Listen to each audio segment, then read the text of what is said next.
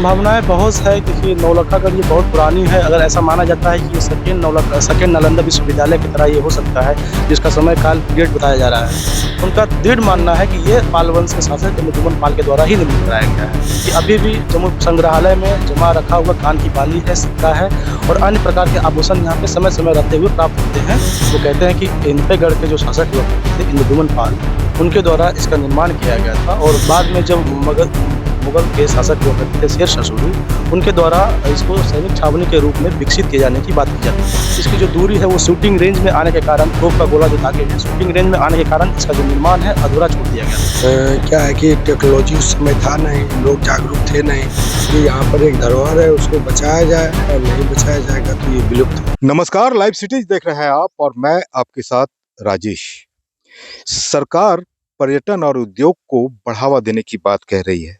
इस वक्त हमारी मौजूदगी है जमुई जिले में और जमुई में पर्यटन को लेकर अपार संभावनाएं हैं। ये जो नज़ारा आप देख रहे हैं हमारे पीछे, ये नौलक्खागढ़ कहलाता है। जिला मुख्यालय से 10 किलोमीटर की दूरी पर अवस्थित है और इससे कई राजवंश और काल से जोड़ा जा रहा है। संभावनाएं जताई जा रही है। मगध साम्राज्य से इसे जुड़े होने की बात कही जा रही है, पाल वंश से इसके जुड़े होने की बात कही जा रही है और उसके बाद मुगल काल में शेरशाह सूरी से भी इस जो गढ़ है इसको जोड़कर बातें की जाती है। अवस्था इसकी अभी जीर्ण शीर्ण है, देख सकते हैं। इसके बारे में हम यहाँ के ग्रामीणों से बात करेंगे, लेकिन इसकी जो हालत है उसको देखकर लगता है कि इस पर सरकार का ध्यान नहीं है, जबकि इसे देखकर लगता है कि दुर्लभ जो कंस्ट्रक्शन हुआ करता था उस जमाने का, उस समय का ये याद दिलाता है। पत्थरों से बना है पूरा, काफी लंबा चौड़ा ये मैदान आप देख रहे हैं और इसकी घेराबंदी बड़े बड़े पत्थरों और बोल्डरों से की गई है। मगध काल में इसे जरासंध के पिता से भी जोड़ा जाता है कि उनके द्वारा बनाया गया है। बीच के काल में जो पाल राजवंश है, जो राजा प्रद्युम्न थे, आपको इंद पे गढ़ के, उनका भी शस्त्रागार इसे बताया जाता है कि शस्त्र वगैरह इनका यहाँ पर रखा जाता था।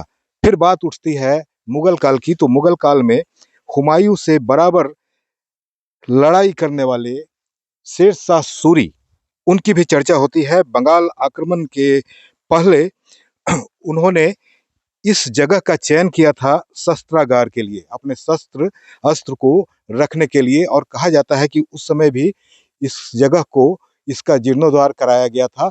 लेकिन एक जो अभ्यास के दौरान जो इसकी सुरक्षा की जांच की जा रही थी, उस दौरान सामने जो पहाड़ आप देख रहे हैं वहां से तोप का गोला जब दागा गया तो वो उस गोले की तोप के रेंज में ये क्षेत्र आ गया। इसके वजह से इसे फिर अधूरा छोड़ दिया गया था शेरशाह सूरी के द्वारा। ग्रामीण यहाँ पर मौजूद हैं, उनकी भी कई बातें हैं, उनकी भी कई राय है, उनकी कहानियां हैं जो क्षेत्रीय स्तर पर है। तो क्या कहते हैं ये लोग, हम उनसे बात करते हैं। जानिए इस गढ़ के बारे में। नौलक्खागढ़ कहलाता है ये और यहाँ पर दुर्लभ रास्ते से होते हुए अभी आते हैं। उस वक्त किस हालात में इस गढ़ को बनाया गया होगा, कहाँ से इन पत्थरों को लाया होगा, टेक्नोलॉजी का क्या स्वरूप रहा होगा उस वक्त, आप इसको देख करके अंदाजा लगा सकते हैं। रमणीक जगह है, जरूरत है इसे डेवलप करने की, पुरातत्व विभाग को इस पर ध्यान देने की। क्या नाम हुआ आपका? सौरभ कुमार मिश्रा।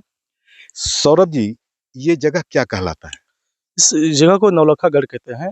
ऐसा माना जाता है कि जो प्राचीन समय में जो भी समय पैसे 9 लाख का जो बनता था, उसको नौलक्खागढ़ कहते थे। इसी अनुश्रुति पर एक देवघर में भी मंदिर है, इसे नौलक्खागढ़ कहते हैं। इस नौलक्खागढ़ के बारे में इतिहासकार अलग-अलग मत रखते हैं, उसमें भी मतभेद है कि कोई कहते हैं इसे जो प्राचीन काल में मगध वंश के शासक हुआ करते 3 काल से इसे जोड़कर देखा जा रहा है, जो जानकारी मिल रही है। जी। मगध काल से, मगध साम्राज्य से, पाल राजवंश से और शेरशाह सूरी से। जी।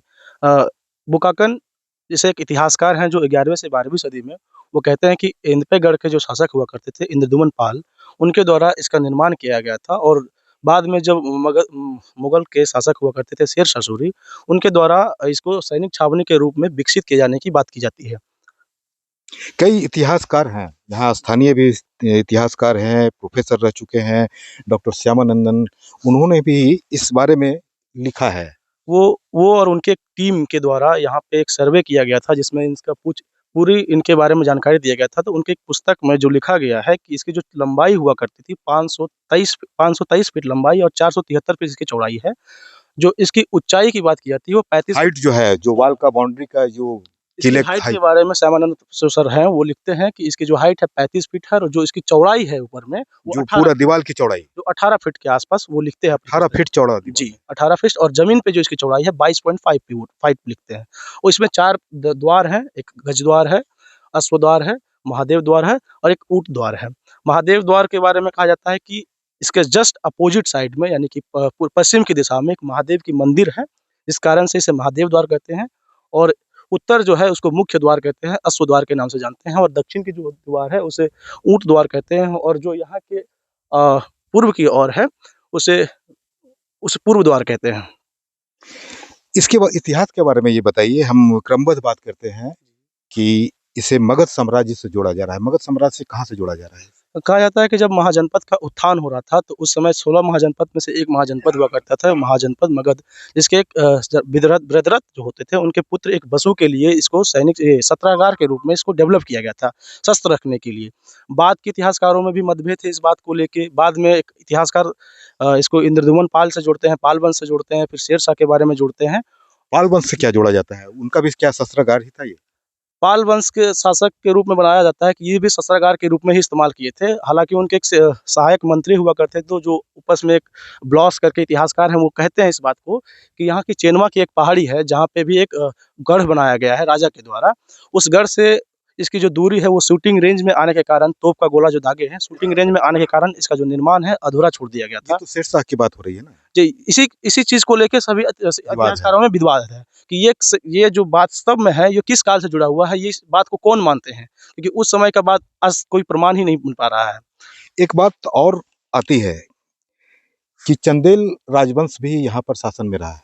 चंदेल राजवंश के राजा पूरनमल के बारे में भी चर्चा होती है। पूरनमल के बारे में उन्हीं की एक पुस्तक है जिसमें लिखा गया है कि पूरनमल और शेरशाह सूरी के बीच एक बार युद्ध हुआ था।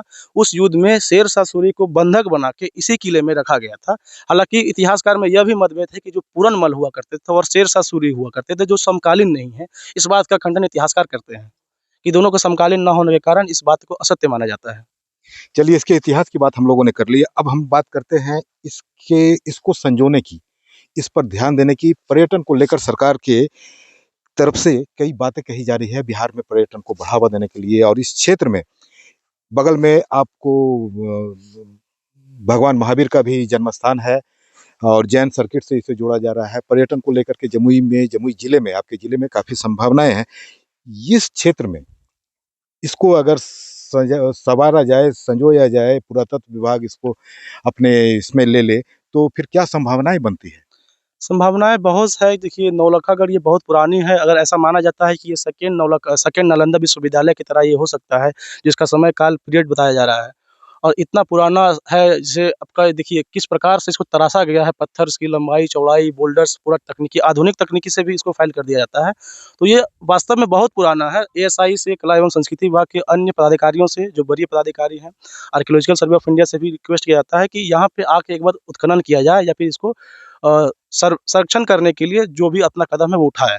एक चर्चा और होती है सासाराम से जोड़ करके, शेरशाह के पीरियड में सासाराम में जो एक किला फोर्ट बना हुआ है, उससे मिलता-जुलता पत्थरों को देखकर लोग बताते हैं, जो जानकार हैं वो भी चर्चा करते हैं इस तरह की। शेरशाह सूरी को लेके ब्लॉस एक इतिहासकार हैं, वही कहते हैं कि जो शेरशाह सूरी के द्वारा रोहतास का जो गढ़ बनाया गया है, शेरशाह सूरी और यहाँ का जो गढ़ है, दोनों की जो पत्थर्स हैं, जो कि यहाँ पे बोल्डर्स है, दोनों की जो समानता है सेम है, इसलिए इसका समकालीन बताते हैं। लेकिन वेगलर एक इतिहासकार हैं, वो बोलते हैं कि ऐसा प्रतीत नहीं होता है। वो इससे भी पूर्व के बारे में बताते हैं।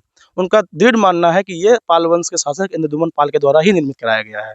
जबकि कई इतिहासकार हैं जो बृहद्रथ से भी इसका संबंध जोड़ते हैं। तो इतिहासकारों में इस चीज़ को लेके हमेशा से मतभेद चलते आ रहा है। अब आधुनिक प्रकार से कार्बन 14 की मदद से अगर इसकी जानकारी पता की जाए, तो हम संभावनाएँ बता सकते हैं कि किस काल की है।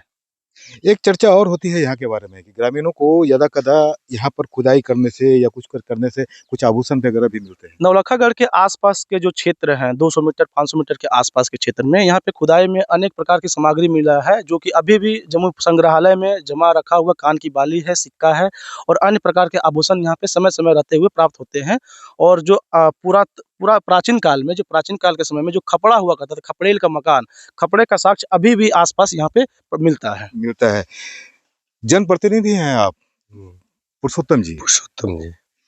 पुरुषोत्तम जी, आप ये बताइए कि यहाँ के बारे में स्थानीय लोग क्या कहते हैं? ये जो गढ़ है, इसके बारे में क्या चर्चा करते हैं? क्या कहानियाँ हैं? कहानियाँ तो बहुत सारे हैं कि बीच-बीच में कहते हैं लोग कि मगध कालीन है, तो को कहते हैं कि पाल वंश के हैं, कोई कहते हैं कि राजा इंद्रद्युम्न ने बनवाए हैं। ऐसी बहुत सारी कहानियाँ हैं, लेकिन अभी बताया आपको कि ऐसी बहुत सारी कहानियाँ किंवदंती कहा जाता है, लेकिन सच्चाई किसी को पता नहीं है कि किस वंश ने बनाया, कब बनाया, क्यों बनाया, इसके लिए ऑथेंटिक जानकारी नहीं है। इतना दिन क्यों लग रहा है इसके बारे में लोगों को बताने में?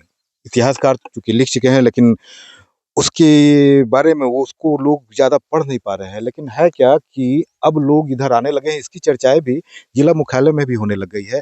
अधिकारी भी इसकी चर्चा करते हैं, हालाँकि वो अभी बता रहे हैं कि जब तक पुरातत्व विभाग कुछ इस पर कह नहीं देता है, इसके बारे में जानकारी नहीं दे देता है, तब तक वो इसके बारे में कुछ खुद से नहीं बोल सकते हैं।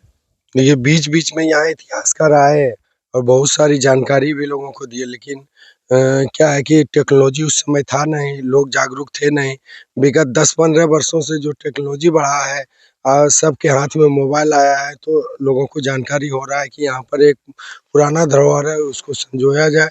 तो जैसे-जैसे जानकारी बढ़ रही है, शासन प्रशासन को बताया जा रहा है कि यहाँ पर एक धरोहर है, उसको बचाया जाए, और नहीं बचाया जाएगा तो ये विलुप्त हो जाएगा। निश्चित रूप से ये धरोहर है, दुर्लभ है। आप देख सकते हैं एक ऐसे स्थान पर इस तरह के जो गढ़ का, दुर्ग का आप कह सकते हैं कि निर्माण करना, वो उस समय कितना कठिन रहा होगा। काफ़ी ऊँचे दीवाल हैं और पूरा जो आप चारों बगल देख रहे हैं, ये पूरा घेराबंदी किया गया है और इस घेरे में 4 दरवाजे हैं, काफ़ी बड़े-बड़े दरवाजे हैं और उनका भी नाम दिया गया है। स्थानीय लोग बताते हैं कि यहाँ पर यदा-कदा उन्हें आभूषण वगैरह भी मिलते रहे हैं। म्यूज़ियम में भी कुछ आभूषण के जमा होने की बात कही जाती है। अवशेष में सभ्यता होने से भी इनकार नहीं किया जा सकता है कि किसी समय यहाँ पर सभ्यता रही होगी, क्योंकि बता रहे हैं स्थानीय लोग कि यहाँ पर घरों के में जो उस ज़माने में खपड़े लगते थे, खपड़ैल घर हुआ करता था, उन खपड़ों का अवशेष भी यहाँ पर मिलता है। सरकार देखिए अब क्या करती है, पुरातत्व विभाग को उस पर ध्यान देने की ज़रूरत है और उसके बाद ही इसकी हकीकत और सच्चाई पूरे रिसर्च के बाद सामने आ पाएगी। बने रहिए हमारे साथ, देखते रहिए लाइव सिटीज़। अगर अब तक आपने चैनल को सब्सक्राइब नहीं किया तो सब्सक्राइब कर लें। फेसबुक पर अगर आप वीडियो को देख रहे हैं तो पेज को ज़रूर लाइक कर दें। धन्यवाद।